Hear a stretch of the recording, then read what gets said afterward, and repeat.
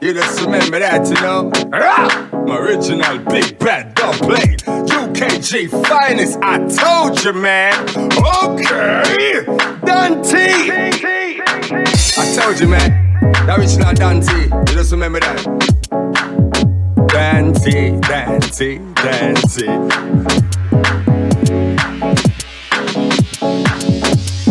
Mr. Dante, you a heavyweight. We didn't doing it again. We didn't doing it again. Absolutely good, you know.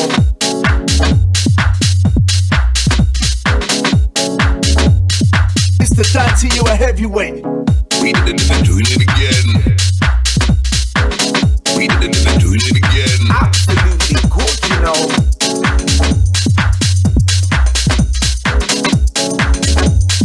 Mr. Dante, you a heavyweight.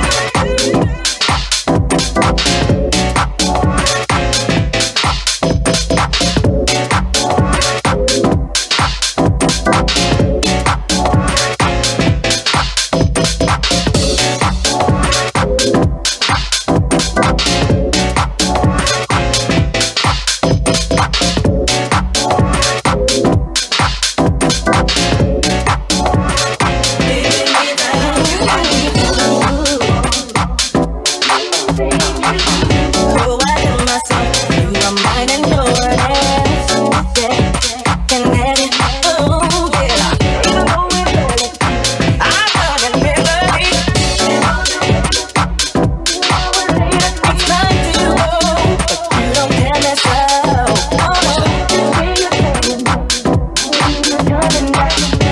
It's just like the same without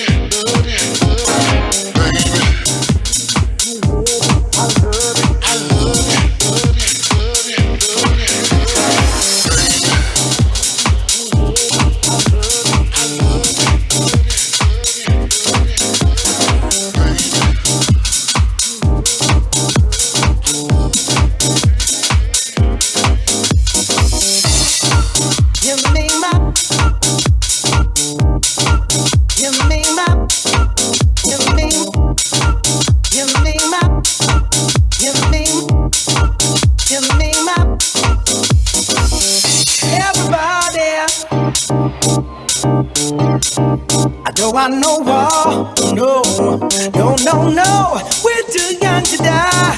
Hey, too young to die.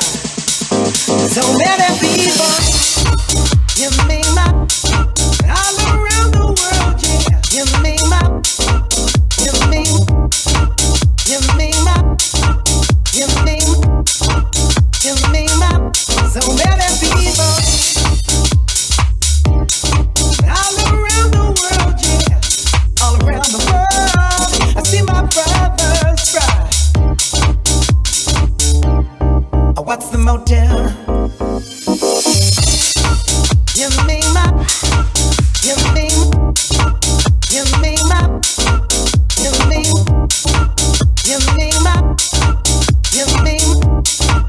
you mean my, you mean all around the world, yeah, all around the world, I see my brothers cry. What's the motel? You mean my,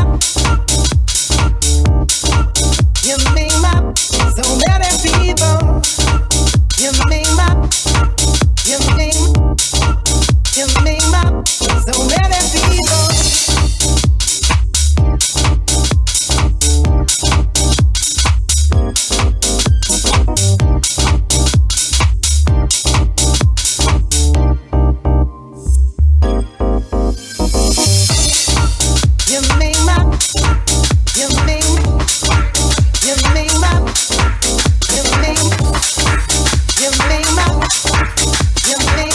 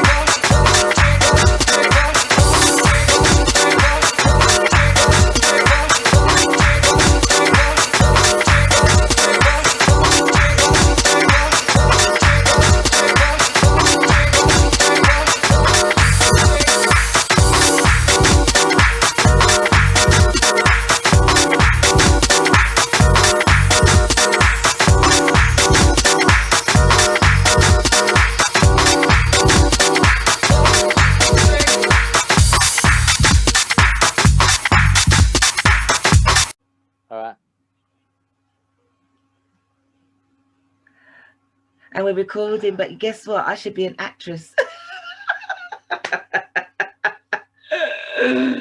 Dan, how are you? Hello, yeah, very well, thanks. Yourself? Oh, yeah, hello, thanks. Hello. Yeah, it's Friday. Come on. We just heard you playing. We just heard you playing your music. And you're going to play us out a bit later on.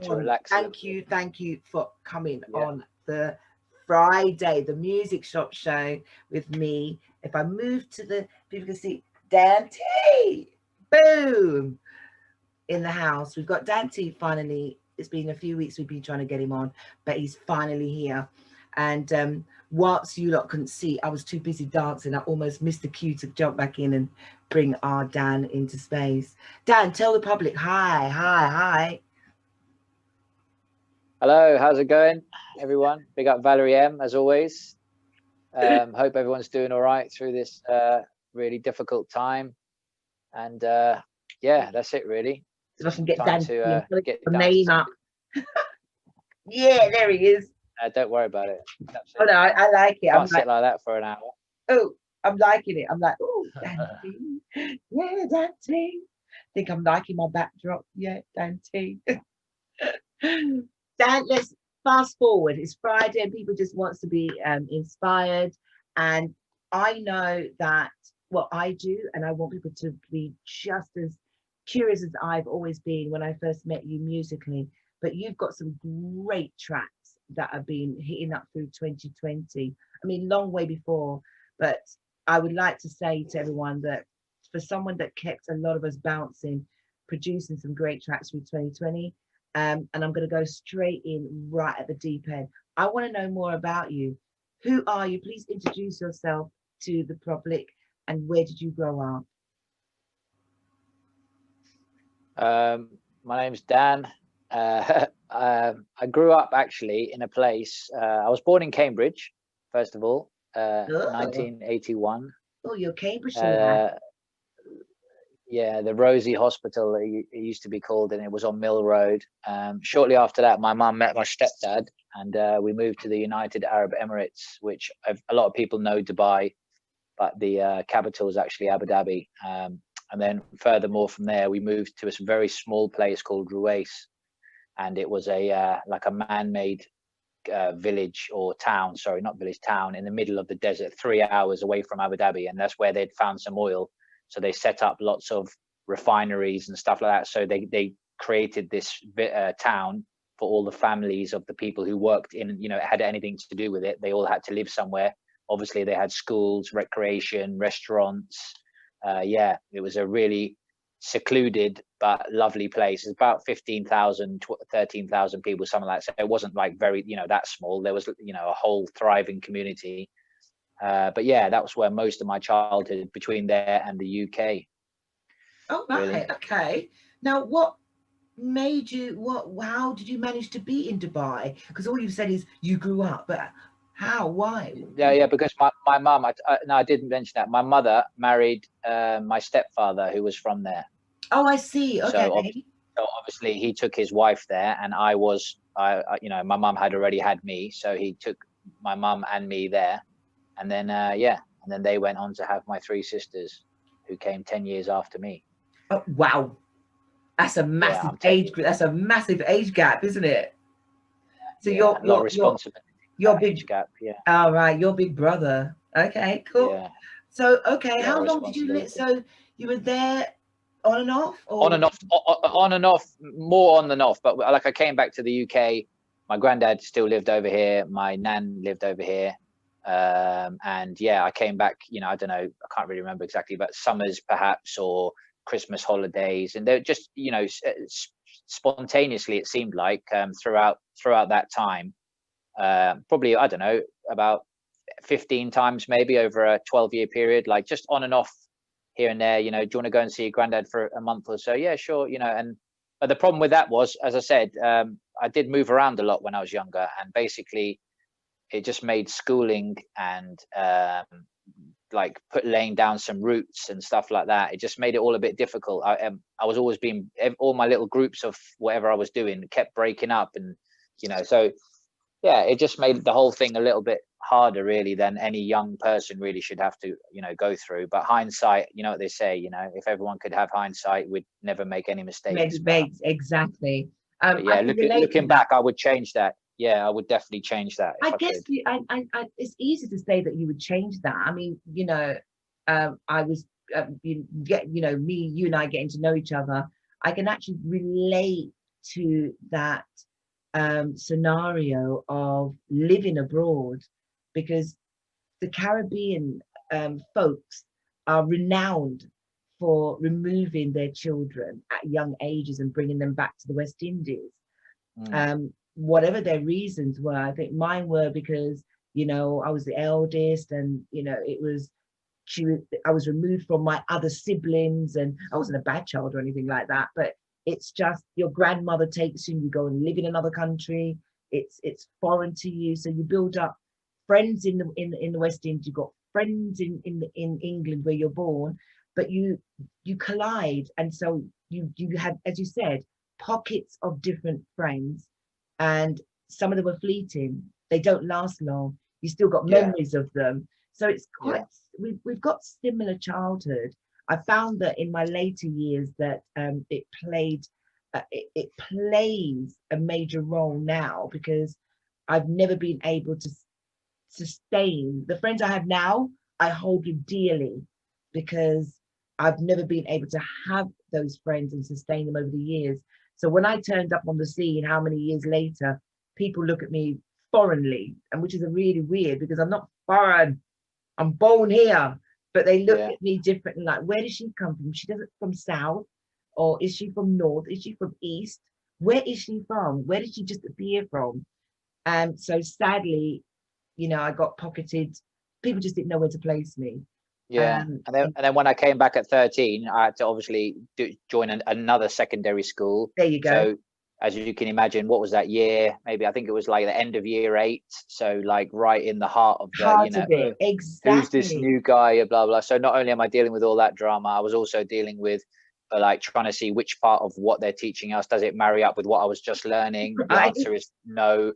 And then okay, what do I need to learn? And you know, and it just, yeah, it was just really difficult. You know, I'm lucky, honestly. I feel blessed that I even came out of it at a reasonable level at the end. You know, like, because you know, it's so hard.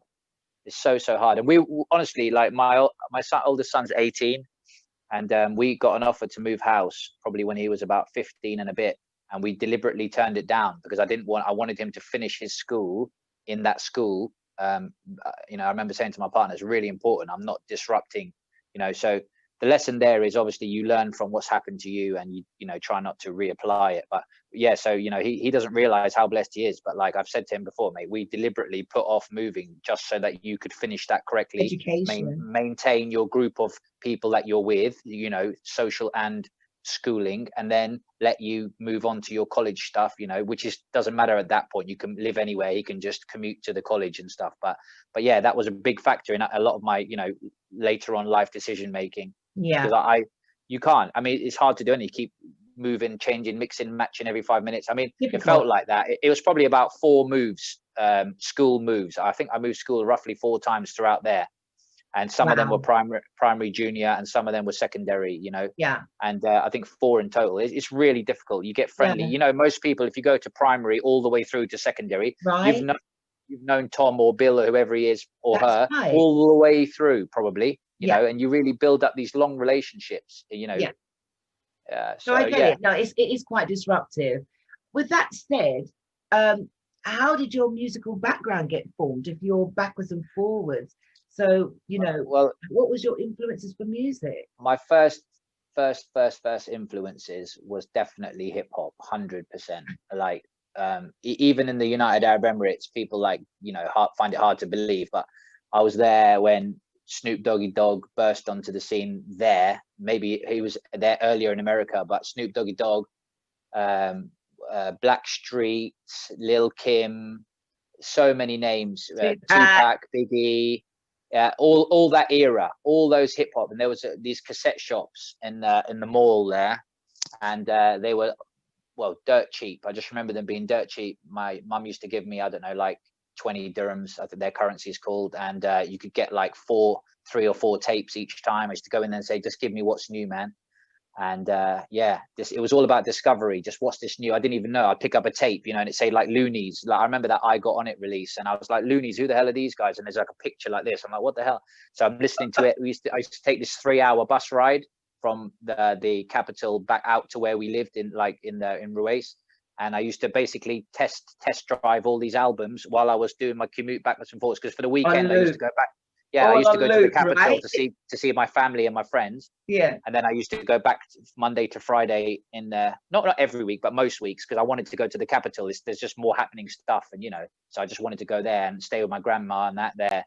So yeah, test driving these things, 3 hours, 2 ways, that's 6 hours of just fresh, whatever it was, fresh music, you know.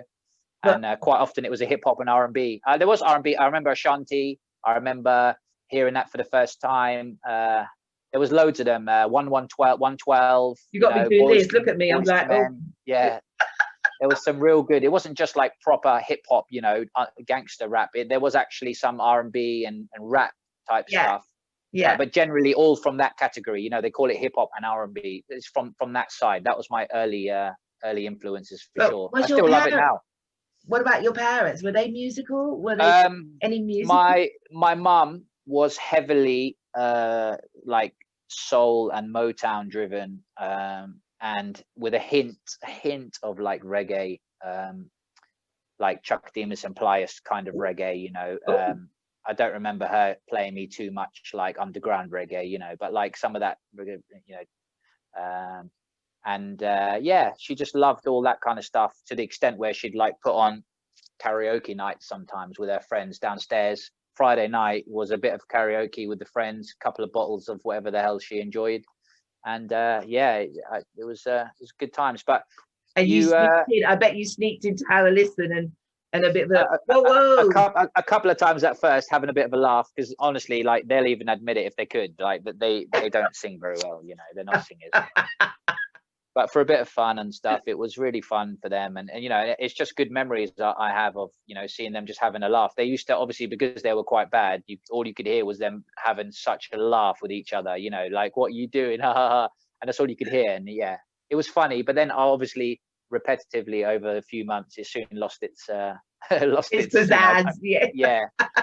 So just used to leave them to it. They're doing karaoke. Okay, close the door. Have a good one, mum. But, you know, enjoy. And that was it. I used to probably go out or do something else. So when did you finally come back and be solidly in the UK, because here you are with all this influence of, you know, hip hop and soul, because no matter how you look at it, you've got this grounded roots of soul, black infusion music.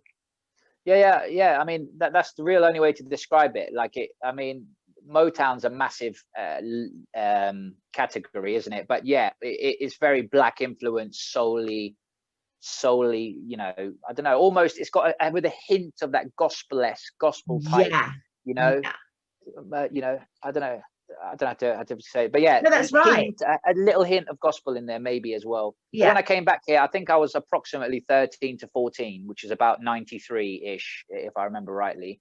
And then basically, yeah, I came back and we stayed with my nan for a while because we didn't have anywhere to live at first. And then shortly after that, my mum got a house, and yeah, the people, because obviously my friends, some of my or not friends, but people I knew around there, they knew that I'd come and go and stuff. So when I came back, it was like, oh, you're back again, how's it going? And then it was like, you know, what they're into is what I was checking out, because we didn't have house and garage and stuff in the Emirates. It was really unheard of. It was all, like I said, in the Emirates there was a lot of Sudanese people, basically black people, but you know, the black Arabs, the majority, there are black Emirati Arabs, but a lot of the black people there were from Sudan and Ethiopia.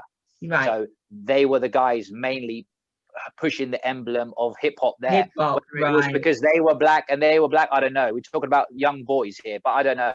But either way, they were heavily influenced by it. So obviously that's what happened to me. When I came back here, it was like literally completely different. Like they were barely anyone was into hip hop. They were going to me, what's that album and that? What's this? Because I came back with all my cassettes and my CDs and that. And then they were going, what's that? You know, honestly, it was like the Emirates was funnily ahead of us here. I don't really understand that, but they used to get all the fresh. They're a very import kind of country, the Emirates. They get everything from outside. So, and you know, they get all the stuff from China and all the video games early, and you know, they're always that kind of place. So perhaps they were ahead of the curve here, who knows? But when I came here, it was all about garage. Like all the people around me, even not a little hint of house, but most people were even calling house garage. My age group, don't forget, we're 14-year-old people at this stage. So they're going, oh, I like this house record, house. So, and a lot of that stuff, looking back, was actually garage, or a lot of the garage was actually house. So for me, that's where I fell into. One of my mates was like a DJ, so I basically got interested in it. And then I remember saying to my mum, oh, blah blah, and then thankfully she brought me these belt drive turntables, which were really, looking back now, I mean, they're ridiculous. Like you'd laugh if you pulled them out now. But you sure they weren't CDJ 100? Yeah, no, they didn't even exist then. Seriously, they did not exist at all. And so they were difficult, to say the least. Looking back now, but that's really what I think's helped me a lot to become quite a sort of consistent DJ with, a decent skill level that I can maintain throughout sets and stuff without, having all this mix and match stuff, because I've learned on the real, in my opinion, what I'd say the hardest way, the belt drive, you can't get any more ropey than them. You touch them and they stop, you press them and they take 2 or 3 seconds to get going. I mean, they were terrible, really. So you served your apprenticeship. You definitely served your apprenticeship, didn't you? And then I upgraded to the direct drives, which is what everyone knows is the best technology of those, which obviously Technics were the best ones at that time. But I had some, I think I had Sound Labs first. They were very good, but they weren't Technics, because obviously Technics were very expensive then. So I had Sound Labs first, and then I finally saved up for you get to the top, the Technics, and it was good. It was good. I enjoyed it. Do vinyl? Did you not practice? That's what I'm talking about. That's what vinyl. Belt drive DJ. Yeah. They're belt drive vinyl turntables. That's what I'm saying. Belt driven. They're not. They don't have a motor. That like they've just got literally there is a small motor, but it's a belt that drives them. Like, whereas now that the motor drives the plate directly. That's what I'm trying to say. Yeah. Right. I got you now. Now I get you. Because I feel I don't know about you. I feel that if you haven't, I know it's a horrible thing to say, but if you were to put vinyl in front of a lot of DJs today, they wouldn't know what to do with vinyl. They wouldn't know where to start with vinyl. They've probably seen their parents play on the Blue Spot grab or their Technique stereo, or something like that, but never DJ'd with vinyl. So I guess it would be, I think it takes away a lot of the magic of being for me, in my eyes, being a DJ, knowing that you actually do know your skill, you do know what you're doing. Yeah, but also then you had to know your music. You had to know what Absolutely. that record did. I remember that. Like, I knew all of my garage tunes literally inside out, because when you're DJing them, playing them out, you can't look at something to know, oh, it's going to kick in a minute, or it's going to kick in, or there's another bit here where it goes quiet. Yeah. So I'll use that bit to then fade this one in. Like, you didn't have any kind of visual. It was literally all about you knowing your tunes. Yeah. So nowadays you can download a tune today. You can put it on the decks, and you get like a visual representation. So you can kind of see, oh, it drops in there, and there's a bit of a lull there, and so on. Which is not a bad thing. DJ today and tomorrow. Yeah, it's not a bad thing. I love the new technology, seriously, and I've embraced it. I use this thing called Record Box, like most sort of professional people, and it's amazing. I've got all my collections, deep, garage house, two-step, whatever. I've got it all, old school, new school, different. You can have it in multiple different select folders, and that go into a place, I see what the mood is, I see what the vibes required, and then I just go into the relevant location, and then I can pull out from there, rather than me carrying. Yeah, it's wicked. But I do think, even if you're learning to DJ today, take some time, a year, even 2 years, and just practice. Just buy a bunch of old crappy vinyl that nobody likes anymore. It doesn't even matter what they are, doesn't matter what genre, nothing. Just get some vinyl and just have a play around. Go down your garage or wherever it is that you do your stuff, and just literally play through them. When you come back to the digital, you'll feel that you'll start to appreciate how luxurious it is. I mean, that's what I feel like. I feel like the old days was like driving these old minis that I used to drive one. My nan used to have one, an old mini Metro. And now I get into my sort of Ford Focus, fully packed out with electric everything. It's a completely different car and drive, So I'm not saying that the old mini is better than the new thing, no, but they're both in their own. But if learning to drive in that sort of, with learning to mix and DJ with that kind of problems, allows you to appreciate now that they're not there, plus it's definitely a skill thing, it's a skill thing. It definitely is. Do you recall what was your first gig as a DJ, and where was it? I did a few gigs. Probably the main one was memorable. Which one was memorable then? Memorable was we did I used to work with this internet radio station called Rapture FM, and they were friends with Casey and Daz Norman, who ran the Catch the Feeling brand. Okay. And that Catch the Feeling brand, they did a collaboration with Twice as Nice at the Cambridge Junction, probably about 16 times or something.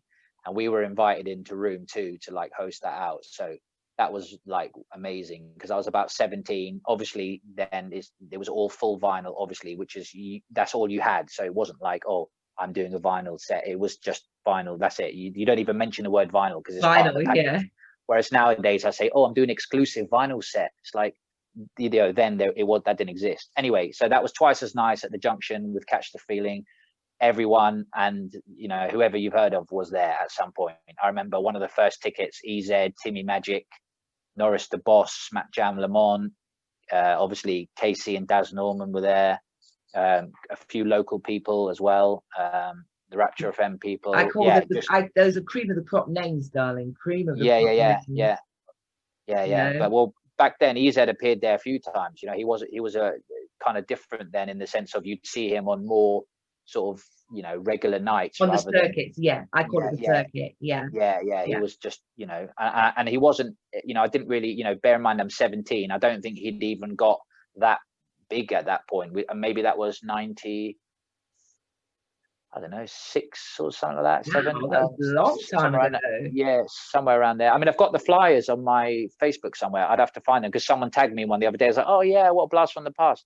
But yeah, I mean, they were all, and I didn't even know. I met Norris the Boss. I've got a picture with him somewhere, me and him like posing, whatever, and that was from such a long time ago. And it's funny now that this guy is now playing my tracks and is on his shows occasionally. He's given me a few spins, bless him. Big up Norris. But yeah, that's what happens, Dan T. Yeah, Yeah, no, right. The world Let's be goes honest, and round. it's just I wish I'd known then what I know now, and I You, wish I know now. It's just one of those things. But yeah, I enjoying it for what it was. It was wicked. They were some of the best times. You know, everyone I know that attended there or DJ'd with us there, they still talk about it, saying no, great times. You know, and I spoke to that KC not that long ago and said, "Yo, those nights were wicked, man." He was like, "Yeah, I know." those They're were the good. best. It's not like They it were is good. now, but well, we're in quarantine, we're in COVID, but that's different. Okay, I'm going to ask you this. So you started in the music industry, you're now DJing, but isn't it true that you took a bit of a hiatus, and why?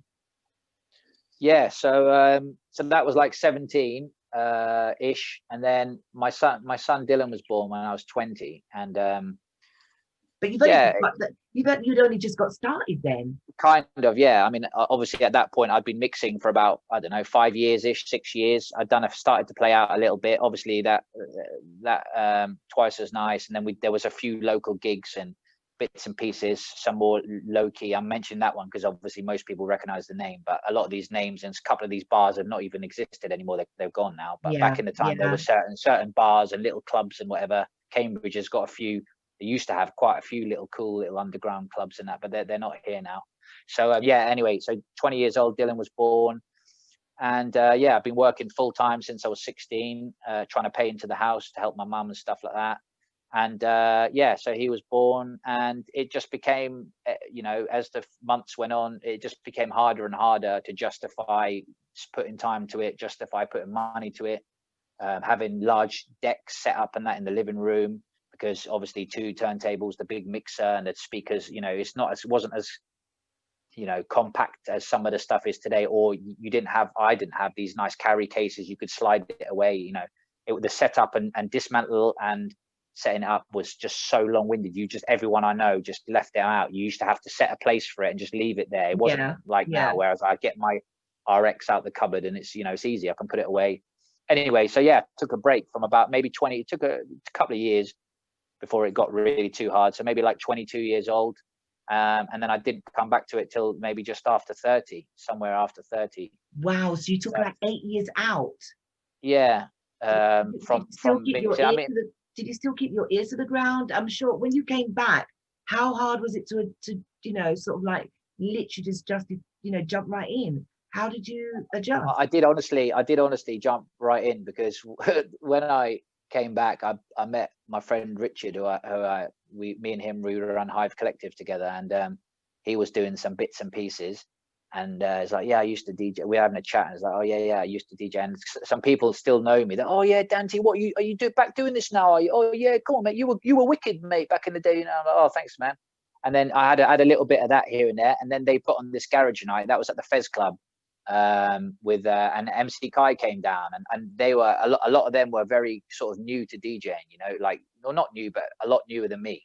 Anyway, so they said, oh, would you mind, you know, do you want to do it? And I said, yeah, I'll do the main set with Kai, no problem, man. So I jumped straight in there, and I'd only been back on it about, I don't know, a year or so, or 6 months. I'm just getting my music collection back, because obviously now I'm back, it's all digital. So I was trying to download, purchase, buy, get some vinyls out, recording the vinyls, trying to get the WAVs and that of some of my more rarer bits, and, you know, and yeah, it was fun. So I went there, did that, and then since that day, it's just been like, that was my first sort of big gig again, coming back. Yeah, I've just been full on. Then I got everything set up, my Facebook pages, all my online stuff.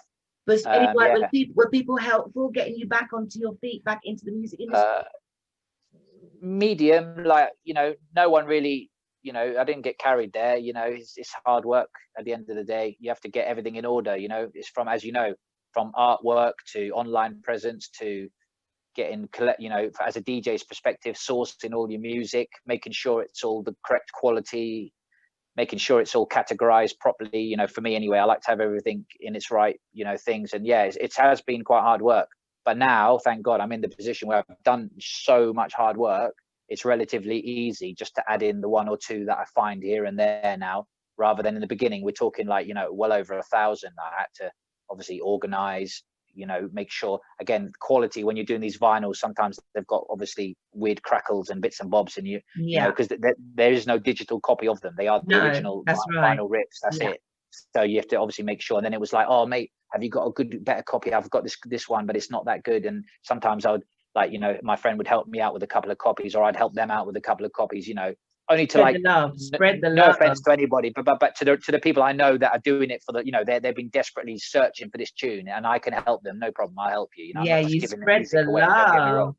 But yeah, like to the true collector people, you know, there's a handful of them around, and they know who they are. But yeah, they're I the like people that. that I like that. they keep Do that you remember the original. first tune that you actually produced? Yeah, of course. That's Bumpy Bass. And that was Open House Records. He's run by a guy called Ruben. He's a wicked guy from Birmingham as well. I've never heard of it, and I know enough research about you. Yeah, well, you should have looked for my first one. That was 2018. Bumpy Oh, really? Bass. Yeah, Bumpy and it literally it sounds literally like it sounds. It's a dub style, nice beats, nice bass looking for it line. in a minute. Yeah, you can. It's a nice, really nice tune. And big up Ruben and Open House. It was like my first record deal that I got, actually. So big up him. As you can see, my fingers are all Bumpy Bass. And talking about Birmingham as well, like I've had so much good music or vibes from Birmingham. Urban Dubs family, MC Blender, and Timberwolf at the ATM family. JD Lee, female vocalist who I've worked with a lot. She's from Birmingham. Okay. Had some great DJ sets with DJ MJ. She's part of Urban Dubs from there as well. There's some good people. You know, I did this other amazing gig with The Only Way Is Garage. That was in Birmingham as well, about 2 years ago, and at Christmas time. And me and MC Chiverton, who's also from Birmingham, he was on my set. That was a great event. That was one of my favorite events, probably of recent times. The vibe in there was, honestly, everyone knew. I was playing like my real style that I love. I didn't deviate. Which is, what's your real style? Well, my real style is like that original 95 sound. They're calling it like garage house now. But yeah, it's like housey, garagey, proper raw underground sound. Yeah. You know, in general, quite raw, very limited vocals and stuff. Yeah, just like that raw sound. I love it, you know, and that's what I try to do in every song. Some of my songs go a bit left, they go a bit right. It is what it is. As long as it's got a vibe, I'm happy to put it out. I don't claim to be a garage guy or a house guy or a garage. I just claim to make underground house and garage music, and I just leave it open like that. If someone wants to call it garage house and put it in this folder, no problem. Someone wants to call it deep house, you know, no problem. I'm influenced by all genres of like underground house and garage, really. I don't like to try and put too many, you know, barriers up, really. I don't think. What would you say is your average for you or your listeners?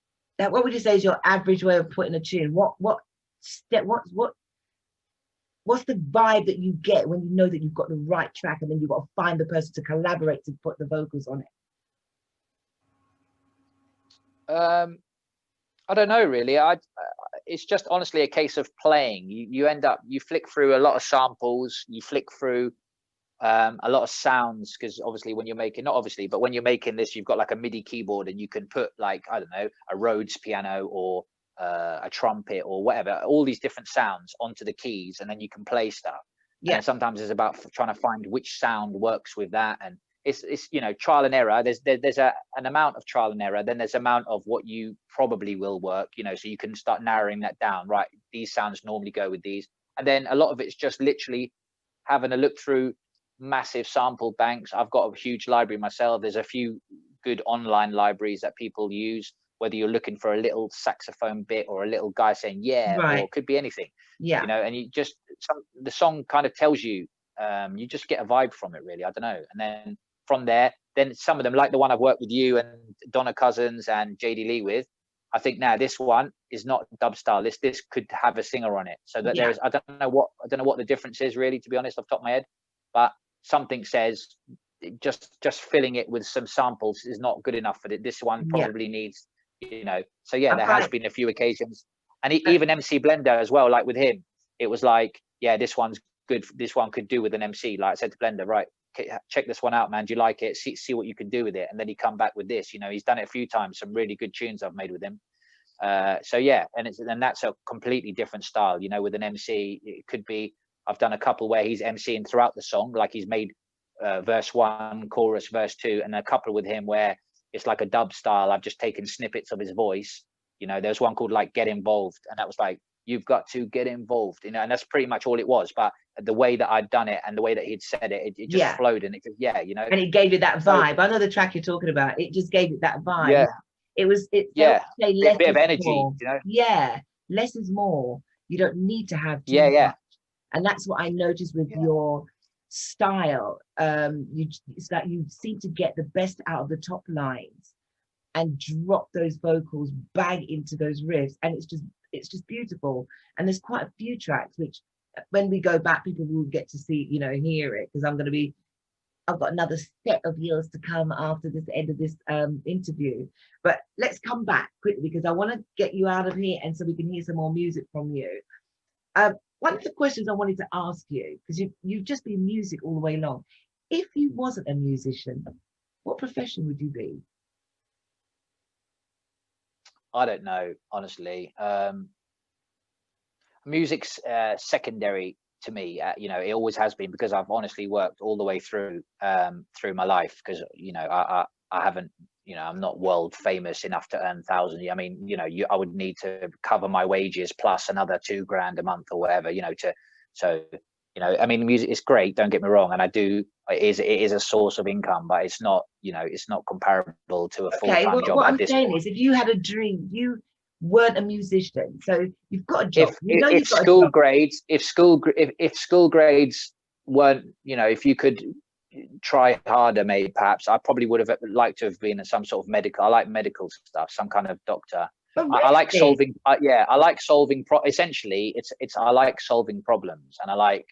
I work in telecoms now. Obviously, a lot of that's to do with fault finding, engineering, trying to find solutions. Why does this not reach there, and why does the power? Why does it? You know, the fuse keeps blowing. Well, why? You know, and trying to solve electrical faults and stuff like that. So, you know, you can implement those kind of ideas, you know, similar to like what they've been doing with this vaccine and stuff now. It's like they're trying to problem solve. So, you know, try something, this, does that do this? And, you know, I like that kind of, it keeps the mind busy, keeps, you know, I like that kind of stuff. Anything that where there's an issue that I need to sort of resolve kind of gets me going. Okay, so and that's similar. Hang on, that's similar to music. Think about it. You've got these pieces, and you're trying to get it to sound the way you want it. AKA, it's a problem right now. It's not sounding right. So that's probably what drives me in that aspect as well. So that's what. Okay, that's your drive to solve the problem, or investigate, or just how does that work? Is that I like that sort of stuff. Yeah, you're that type of person. And it helps you learn. It helps you learn, because there is answers out there. You know, as we've spoken about before, you can learn a lot of stuff on YouTube and many other places. And, you know, people with more experience, you know, I've got a few real good. I was going to come to that. Yeah. Go on then. You have so much, you know, you've just been on it, bang on it with your music, 100%. Then I know that you started to release right at the pinnacle of 2019. Some great tracks. I know for a fact you sent me some really great tracks, and I was able to get one out of it, and it got released in 2020. So High, featuring Valerie M. Go check that one out. So High, yeah, right. But COVID then took over. How have you managed to manage that balance musically, knowing that you can't exactly go out and DJ? You don't know if people are buying, people are still buying in the market. How has that been for you? COVID, honestly, from a musical production point of view, was literally like Christmas. Wow. Someone came to me and said, yo, you've got 3 months off, don't come into work. And we're going to pay you. I was lucky of working for a multi-corporation, big company. I know a lot, God bless them, a lot of people had hard times. But for me personally, they basically said, take 3. I think I was on call for some real emergency jobs. I mean, I went out probably about 10 times, you know, in 3 months. They were like, nobody, you know, really remote locations, we need to go and make something safe or whatever. But generally I had 3 months off and an abundance of time, you know, nowhere to go. You can't go out. It's illegal, you know, it was illegal, you know. So I just literally had my computer, me, myself and my computer, and a whole bunch of inspiration and passion. I had loads of, you know, samples and vocals to look through, and it was, you know, literally like Christmas Day for somebody who's, if that's what you like, you know, I had it. Plus we got loads of DIY done at home, and the garden re-landscaped, and you know, it was, if you were in the right position, it was a good little thing. Now we're nearly 2 years in, you know, or sorry, a year in. I mean, A year in it, yeah. We've had enough. You know, it's really bad, and I wish people would just bloody stay at home and let's get through this. But in the meantime, the very first initial bit, we didn't know. Nobody knew it's going to be a month, 1-2 weeks. You know, we didn't know. So in the very, I'm only talking about the specific beginning. It was so much fun for me, honestly. We had such a good time. A lot of my friends said to me, you know, oh yeah, we're having a great family. It's been nice to actually speak to our family, because you just wake up, go to work, come home, have dinner, say goodnight, go to bed, you know, and it was good to speak to my kids, you know, really socialize, my partner. We all had family time. It was, the first few weeks were amazing for all of us, honestly. I'm sure a lot of people would say that. Lockdown 2, what happened when you got to lockdown 2 and now we're in 3? How has the mindset been? How did you cope then? Because there's only so much you can be at home. We're making the most of just making sure we go out, you know, making sure we go out at least once a day to do a few laps, not always together. Sometimes I just say I'm just going out for a bit, and I just walk around very, very local. My son likes to go for a bike ride around like the little bit larger area, but the same thing. And then we just walk around. I think it's hit my 9-year-old the worst, because he can't play out. Yeah, he can't play out.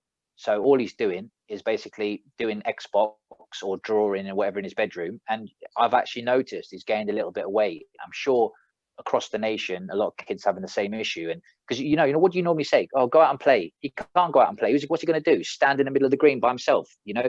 And that's what the kids have nowadays. Back in the day, you used to be able to go out by yourself. But the kids nowadays, they can't. Honestly, if I said to them, go outside, here's a stick, yeah? Here's a stick and a car and a tin of empty tin of Diet Coke, you know, here you go. He doesn't know. Like they're from a different time. That like very much. Yeah, I used to love walking around just looking at random stuff and I don't know, trees and it's not anything, like that anymore. You know, no, it's not like that anymore. So with that in mind, and with he can't play with anybody, and obviously you can't just send him out and say, oh, stay 2 meters away. He doesn't, you know, you can't. So for him, and obviously now we're in winter as well. It's not like he can go and play in my garden. So it's been difficult for him, bless him, actually. I think so. People with younger kids, it's harder. At least like my older son's 18. It's not too bad. I can say, look, mate, do this. Try to stick with this. These are the rules, you know, and that's all I can do, really. You know, I hope that he just follows them when he's outside. But I think that's what people are suffering with now. Like, you just can't do anything. Like, you know, sometimes we used to go, I don't know, like everyone, to the seaside for the day, or to a park, or to a zoo, or whatever, you know, or visit your friends, you know.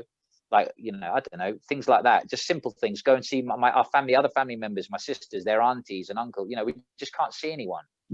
Like everybody. But I think that's where people are feeling the pinch the most, I think, now. Because well, what would you say to the people that you've been fortunate, whereas, you know, you're able to have a job, probably parts of it furlough, parts of it not, but you're still getting an income coming in, and still able to produce music.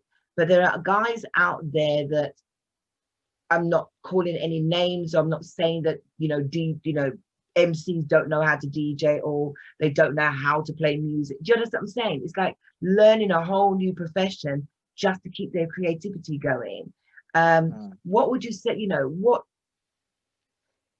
they're not as fortunate. So what advice, or what would you say to them?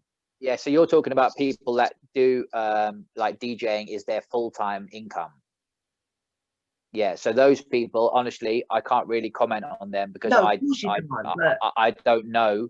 I don't even know what that, you know. And I know people like one of my friends does beauty therapy and stuff, and that's the same. That you know, she has had such a bad time because you can't come into contact. You know, you can't do people's nails and eyelashes and makeup, whatever, because you can't be close. So she's self-employed, so she had no furlough money.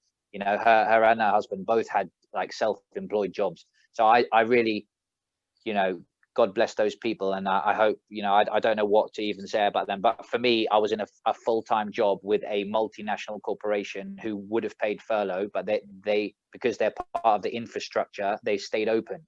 And like I said, we only had that 3 months. I've been back to work after those 3 months. I've been back to work full time, and then we just we've just been juggling with what the tier system is. So, you know, if like now the government have said, right, back up to the top, so now we've gone back to emergency only.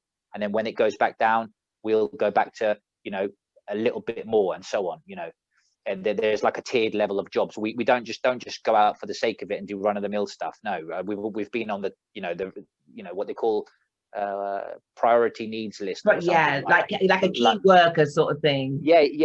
But like Frontline key important worker. jobs. Yeah, important jobs that need doing, like things for the hospital or old people's homes, or anything to do with like medical, like, I don't know, like police, you know, ambulance, anything to do with infrastructural stuff. I love that. You're still being no matter how much you are being a DJ, you are still a key worker. So, you know, I applaud you for that. Yeah, but DJ had to take a back seat because, you know, there's only so many live streams you can do. I like doing them, but I try to do them every now and again to keep them a bit fresh. The same as guest mixes. This year, I've just pretty much done all guest mixes for different brands and various things, which has been fun. But yeah, my main focus has been production. I mean, like I said, when you come home, you can't go out anywhere. There's nothing you can do. So for me, I've just been putting all of my time and energy into that. You know, when it's like my pastime, as well as something, you know, I've been able to achieve stuff in. It's actually something I do to pass time. Dan, so it's yeah. I was going to say to you, I just applaud you because you've kept it. You've had to maintain it. You've had to keep together, keep your family together. You know, it takes a lot of work, and a lot of, you know, you do have to maintain it. If you take your foot off the gas, things start, you know, I'm one of those people, I like to get stuff done. So when I get something going, I do need to finish it. I can't just sit on a song for like months, and that it just doesn't work for me. I like to get whatever it is I need to do completed and move on. I've got you playing us out very shortly. Any words of advice or you know, inspiration you can give to those in the COVID who are struggling to keep it together? What would you say to them just to let them know that it will end soon? And I mean, I'll say my own bit after, because there's so many people dying at the moment. It's unreal. But let's try and, you know, just to keep everyone's spirits up while we're here. What pearls of wisdom could you offer? I don't know about pearls of wisdom, but I suffer from mental health as well. And I find, for me personally, I just like to try and keep busy. So again, creating music is a great pastime. You know, as I mentioned earlier, we've done a lot of DIY. And when it was during the summer months, we've done a lot of gardening work, not because we had to necessarily, but something to do. I find if I just get up and try and get something accomplished today, whatever it might be, for me, that really helps to know that I've done, you know, I've achieved something, I've accomplished something. Plus you get to, obviously your surroundings improve at the same time. So it's win-win. Or in music's case, a song gets completed. You know, that's the byproduct of trying to get something achieved, that, you know, something you enjoy. So you would say to someone who's feeling down and that, you know, it's like the walls feel like they're closing on them, is to just find something to occupy their mind. Even something random like, yo, I'm going to play a bloody ukulele. Fine. Go and buy one off of Amazon, about £19. Go on YouTube, look up how to play. It's only a 4-string guitar, you know, ukulele. Look one up. You could probably start banging out a few notes within an hour.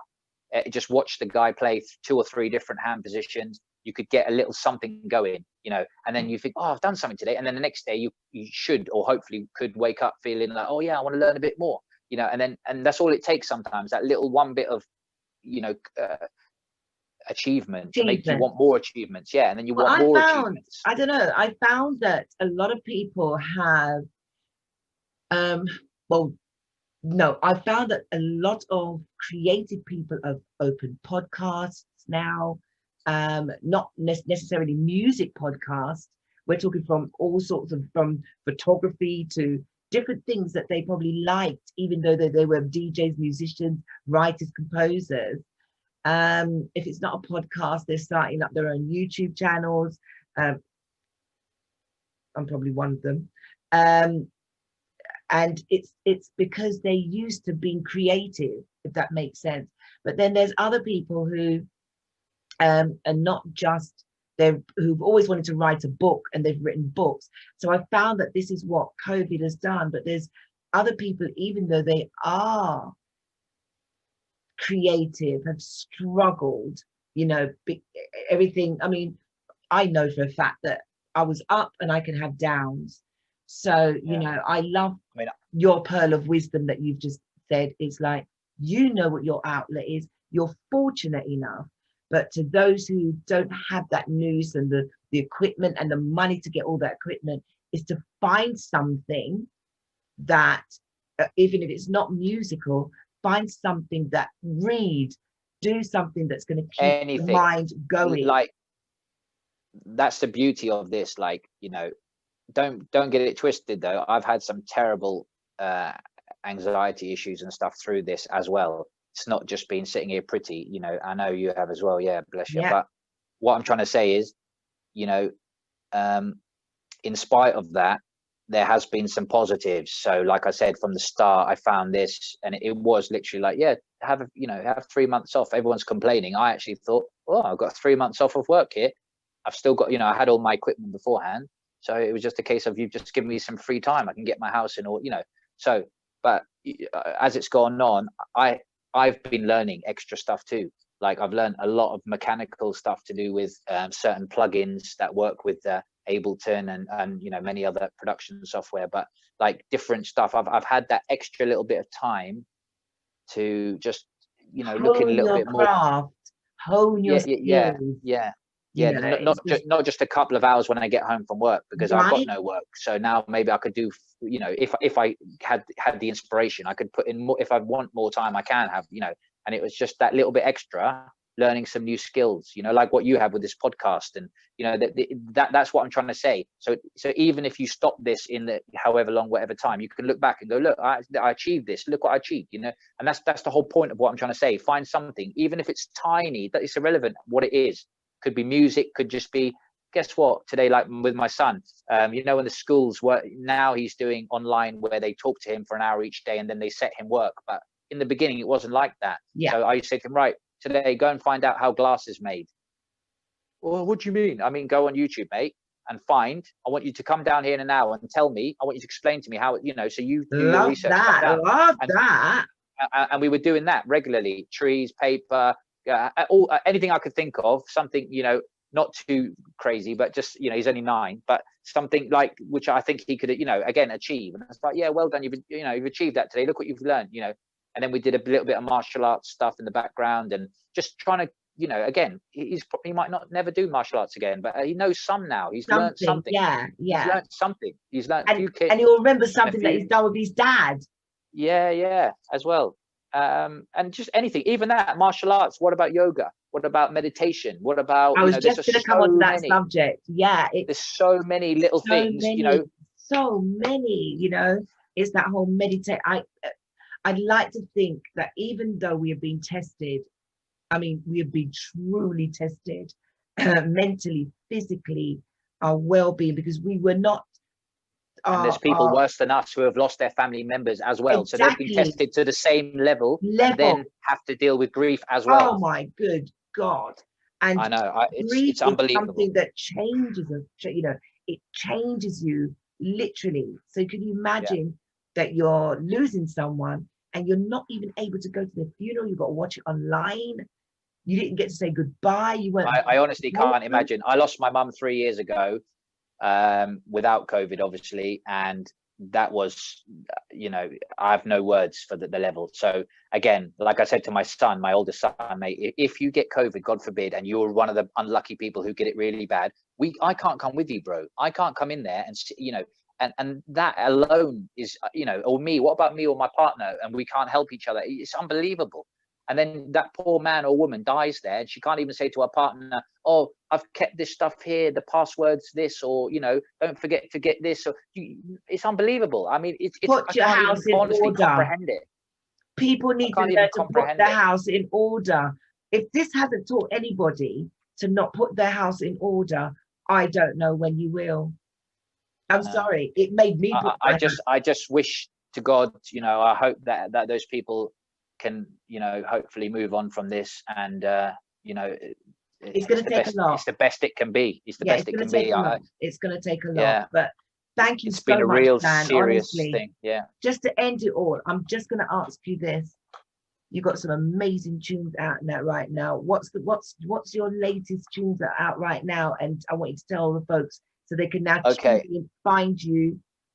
Okay, so first of all, I'm on hopefully on all platforms. So I've got a link tree, which basically you can just click on there and you can, you know, consume my my media whichever way pleases you, whether it's Apple, Spotify, YouTube. I'm on all of those. So please subscribe, please follow, and try and leave a comment. Let me know what you're feeling, what you're enjoying, and then that's good for me. I love that feedback. Like, people don't realize how important that is, and I try to leave on other people's. Great work, mate. I'm loving that vocal. I love that sax. I try to, you know, I think that's a really good thing. So if you're not doing that already, guys, please do that, because it's important. So right now, I've just had one out yesterday, and that's called Just For You. And that's on a label, TikTok Tracks. They are supporting mental health, and all of the tracks that are on that label, they're all to do with all for charity. So all the artists have donated the tracks. Essentially, the artists are going to get no income from them at all, and the mission is basically supporting mental health.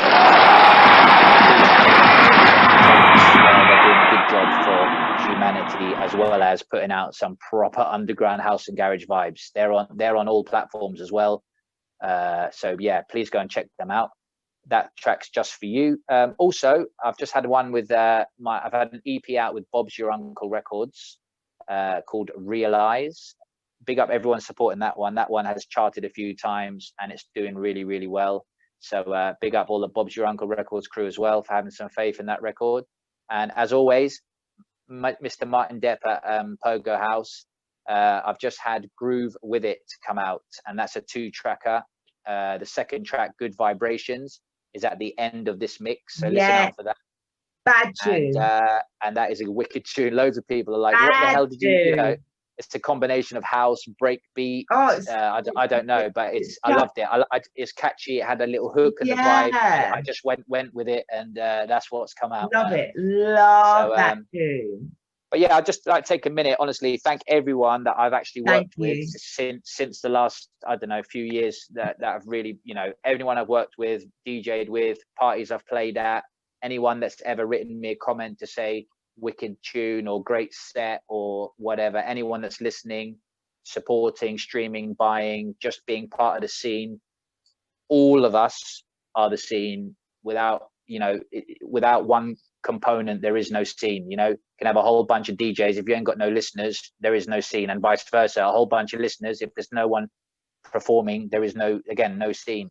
So we're all part of the same thing. You know, I just wish everyone would honestly just appreciate what is here now. It's a bit like COVID, you know, like hopefully it's made you appreciate the world, made you look at the trees differently, made you look at the grass, I don't know, made you appreciate your friend, I don't know, Valerie M a bit more, whoever they are, you know, like, you know, you must admit I've spoken more with many of my friends because we like the connection. You know, we're always too busy. I haven't got time for him. I haven't got time for her. Right.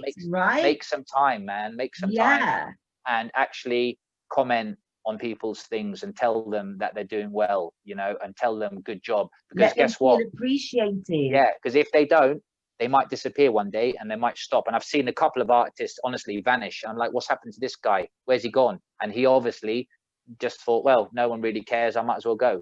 You know, and it's a bad mentality, yes, but you know, it's not hard just to give people that bit of, give them that bit of faith. You know, give them that little bit of confidence, not fakely though, not falsely, because that breeds a whole nother problem. But you know, if you're appreciating something, just let them. I always do it in a restaurant. Great meal, mate. Lovely drink. Oh, great, that's a lovely coffee. Whatever it is, just tell people, you know, I don't know, just appreciate what's there. I love you, Dan. I love you because it's so true. Once again, big up everyone. I hope you guys are doing well, or the best you can, actually. I hope you're doing the best you can under the circumstances. There is light at the end of the tunnel, hopefully now. 3 approved vaccinations in the UK.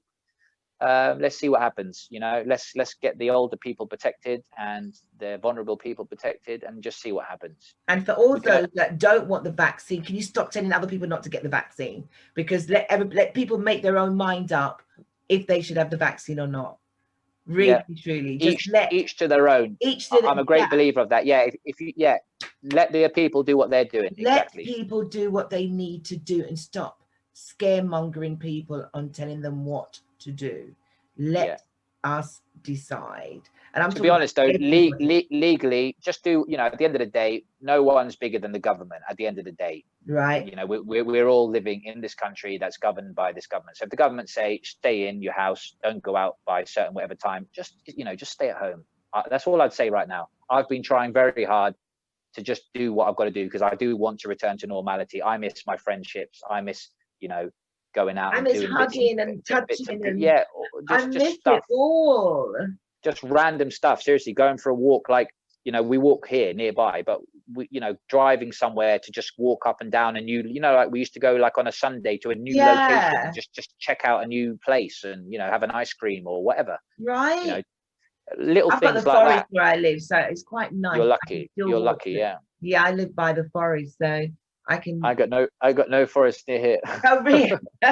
Yeah, I'm by the forest, so I find it so cathartic. It's lovely. It is lovely. Just see nature for what it is, and it just helps me anyway. I tell you what is lovely, Kent. I've been to Kent a few times for music purposes. Yeah, Plus, my friend Donna Cousins, down there. my friend Donna Cousins, who I work with, lives up there, and the scenery there is amazing. Tremendous. It's amazing. Yeah, it is. It I really love it. is. Every time I drive there, as soon as I come to a certain bit, I'm like, oh yeah, I remember this, and just pure trees and green. It's really lovely up there, like particularly lovely. Kent, it seems to be anyway, the Kent area. Dan, it was an awesome pleasure. Thank you. I love the music that you started us with, and I'm ready for you to play me out so that I can get up and get my groove on, because it's Friday. So thank you so much for coming on. Thanks for having me on, honestly. And big up everyone supporting, as I said, the scene in general, all the people who have suffered from COVID related problems. God bless you all. And let's hope for a better rest of the year. Speak to you soon. Hopefully I'll be working with you again soon. Speak to you later, darling. Definitely. Take it easy. Ciao. Take care. Bye-bye. Bye.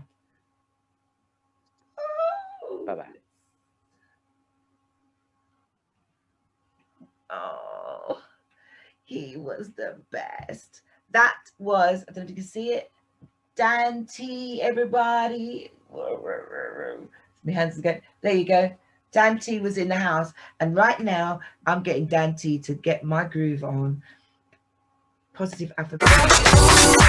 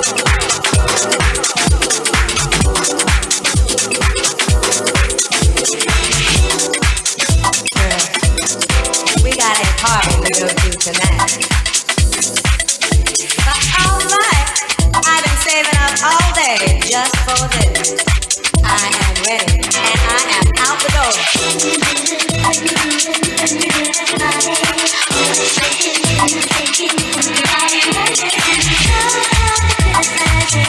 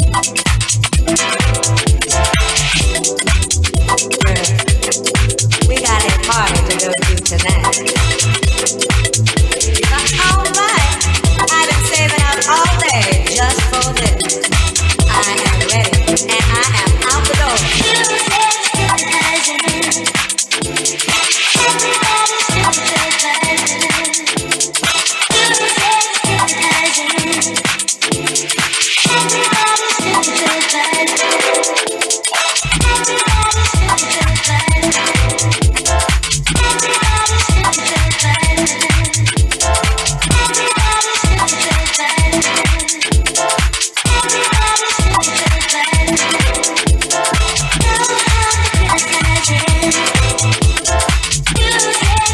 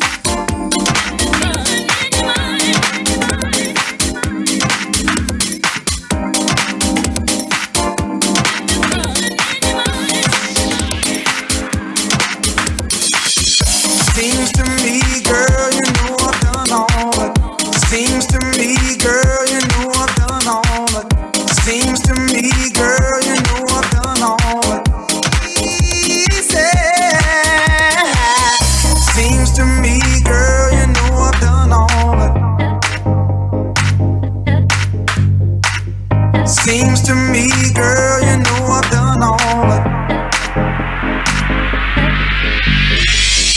Seems to me, girl, you know I've done all it. Seems to me, girl, you know I've done all it. Seems to me, girl, you know I've done all it. Easy. Seems to me, girl, you know I've done all it. Seems to me, girl, you know I've done all it. Seems to me, girl, you know I've done all it. Easy.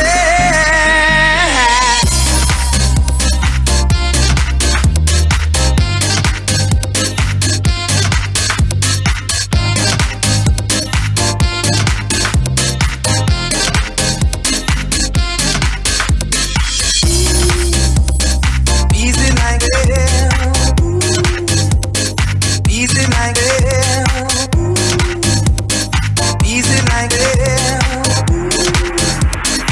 Easy like. Seems to me, girl, you know I've done all it. Seems to me, girl, you know I've done all it. Seems to me, girl, you know I've done all it. Easy. Seems to me, girl, you know I've done all it. Seems to me, girl, you know I've done all it. Seems to me, girl, you know I've done all it. Easy. Seems to me, girl, you know I've done all it. Seems to me, girl, you know I've done all it. Seems to me, girl, you know I've done all it.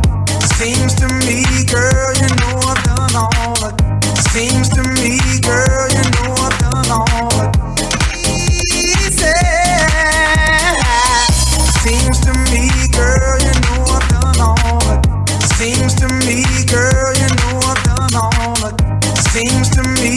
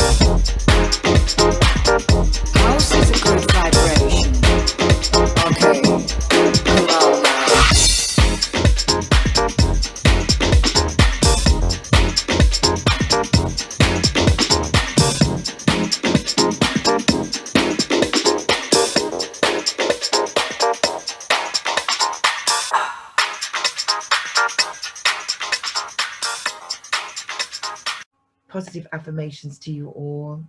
Please stay safe.